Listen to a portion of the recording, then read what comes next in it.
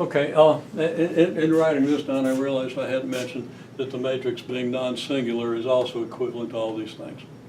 Okay?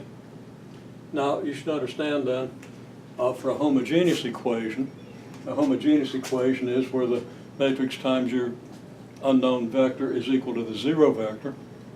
Okay?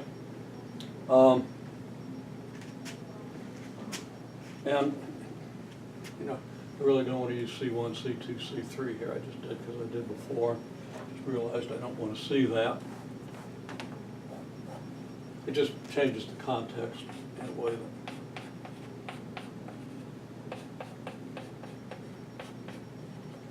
really no difference, but I want to use X's.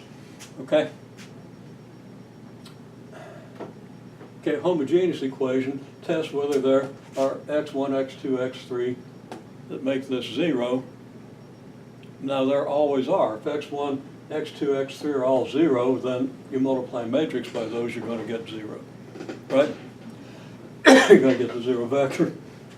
Okay, well that's always a solution, and we call that the trivial solution.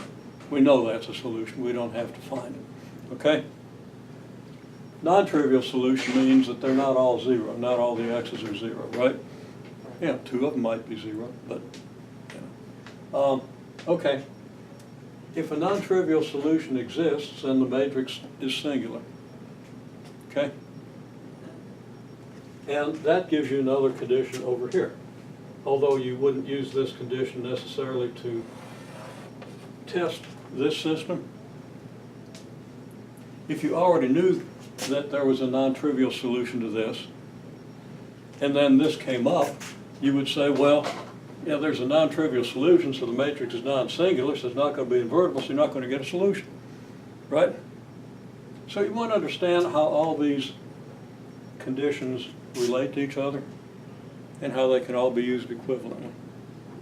You know, we'll do a few proofs. You know, why can you prove that if a non-trivial solution exists, then the matrix is non-singular? Okay? Well, what's non-singular mean? It means the determinant's not 0, or it could mean any of these other things. Okay?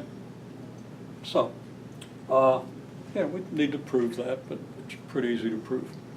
Okay, you've already seen everything you need to understand how that's proven. Then the other thing that I already mentioned is